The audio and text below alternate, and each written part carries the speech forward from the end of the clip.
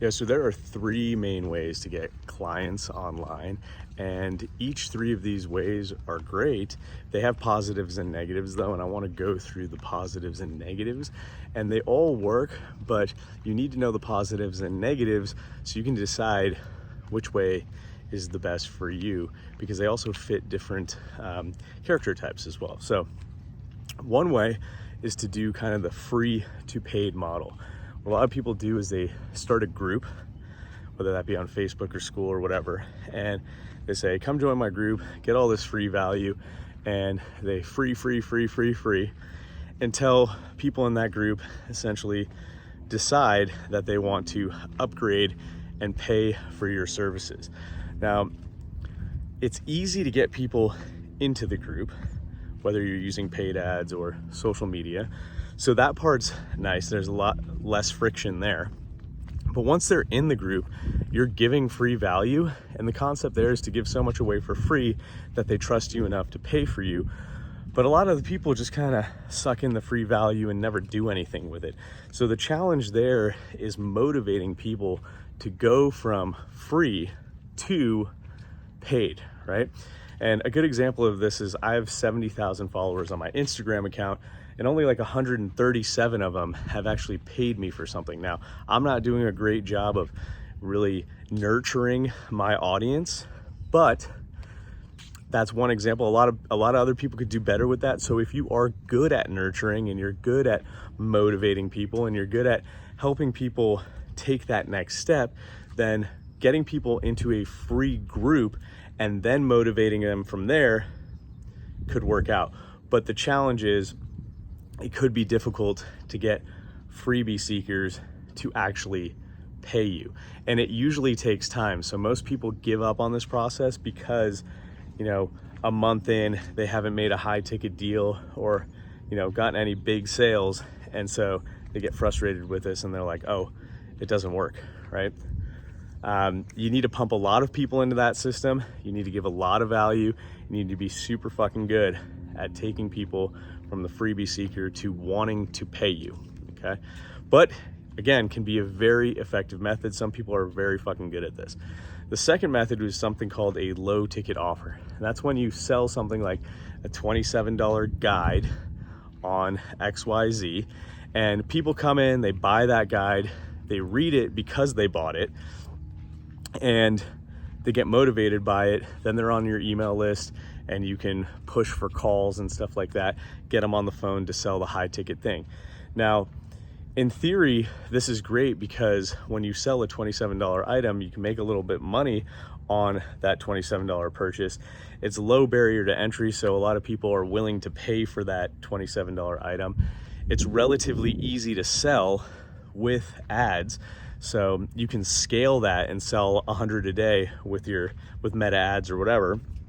And so you can quickly build a pipeline of people that are potentially interested in your high ticket offer. And you can also liquidate your ad spend, meaning, it might cost you $20 to get somebody to buy your $27 guide with advertising. And so you are able to make $7 every time someone purchases from you. And so you're basically getting paid to generate leads for your high ticket thing. That's the ideal scenario. But here's how it actually plays out. If you are selling a $27 guide and you want to scale to 100 sales a day, you're most likely not going to be able to sell that guide for less than $27 per sale. So it might cost you $30 or $35 to get that high a volume on that sale, right? So now you're losing money and you're not really liquidating your ad spend. So what people do is they create a funnel, and instead of selling just one $27 guide, they say buy the $27 guide. And then when someone goes to the checkout, they say here's 2 other or 3 other guides you can add to your cart before you check out. And then even after that, even after they make the purchase and maybe select a couple other guides, there's upsells. So do you want to buy this mini course for $100 or whatever? And so through that upsell funnel, people buy more things, or some people buy more things. That increases the average order value. So now instead of getting paid just $27, your average order value is like, I don't know, $40, right? And so now you can pay $30 or $35 per customer on the front end because you know you're gonna make it up through that funnel. And that's how you can get to 100 sales a day of your $27 guide, plus the other products, and scale that and fill your pipeline with potential high ticket buyers on the back end, right? But the complications are this: you need to have a dope sales page. You need to have a funnel sales software like ClickFunnels or Samcart set up so that you can do order bumps and upsells. And then on top of the $27 guide or freebie, you have to have multiple other products that you're selling that complement that product to make this system scale. And then at the end of the day, you've given away, you've sold like 4 or 5 products and you've given away so much fucking value. Like, where's the incentive for the person who bought those products to then pay you for coaching or your marketing services thereafter, right? I mean, technically with the high volume of 100 sales a day, there are a lot of people that will pay for the high value thing later on. But I'm just saying, it's kind of a pain in the ass to create all of those products and create that whole system and really get it cranking. And then you have to deal with things like, when you're doing volume with like that, you deal with things like chargebacks and refunds and stuff like that, because people come in and buy shit just with the intention of refunding. You're going to run into that no matter how good your fucking product is. And if you get enough chargebacks or disputes and stuff like that, then PayPal and Stripe and all these payment processing systems can really fuck you. So when you're doing the high volume sales of these low ticket products and you have this funnel going, it does create a lot of problems, especially when people buy the other products in the funnel, because they'll go like, I got my original guide, but I didn't get the other one or the other one or the other one. And it's all in their email inbox, but they just didn't know how to access it. So on top of the refunds and disputes and stuff like that you get at high volume, you also get a lot of customer service that you have to handle. And of course that can be outsourced, but people will inquire. They'll say, I never got it. Where is it? I never got my bump. I never got this. I never got that. And at 100 a day, you're going to get like 10 to 15 inquiries a day of people saying or claiming that they didn't get it or whatever, no matter how dialed in your systems are. That's what happens at volume.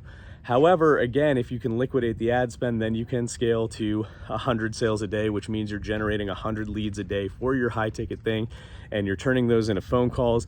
And if you're just closing like 2 or 3 out of those 100 people a day into a $5,000 program, then you're killing it, right? So that's where the huge upside is, but you have to understand all the work that goes into an effective low ticket sales funnel.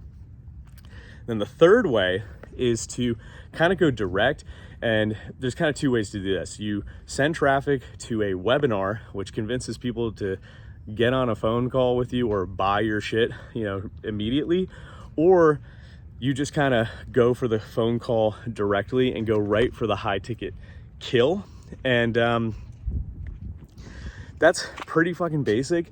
The hard thing is with that is you're really looking for people who are ready to commit right away. So you need to be really fucking good on the phone, or your webinar needs to be super fucking dialed in.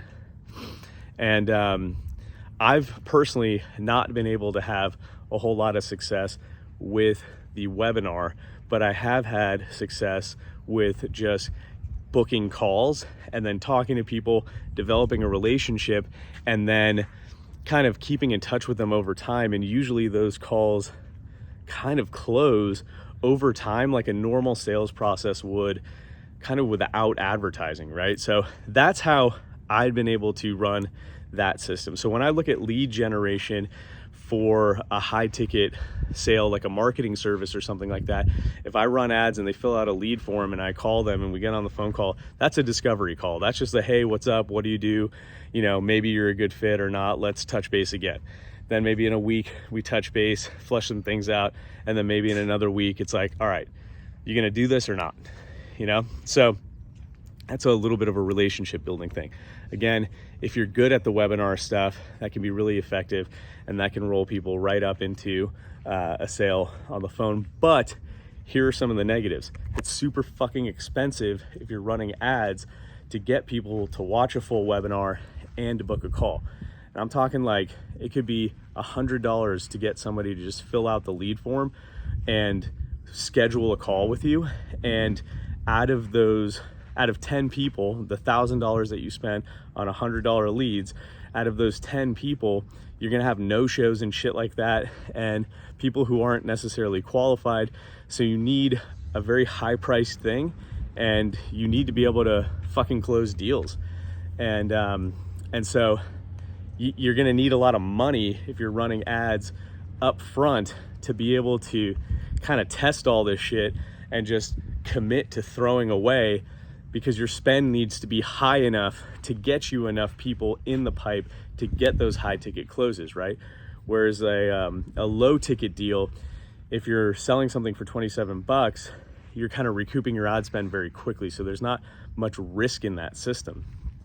Okay, so those are the 3 ways to get clients. They all work fucking great if you work great with that system and you know how to leverage those systems, or your personality aligns with one of those systems and you can actually pull it off. For me, the low ticket has been the thing that has been most successful in the past. I'm experimenting with a couple other new concepts that are sort of the combination of a low ticket and a higher ticket thing. But yeah, I'll keep you posted, but those are definitely the 3 things that I would look at. If you have any questions or comments, drop it below.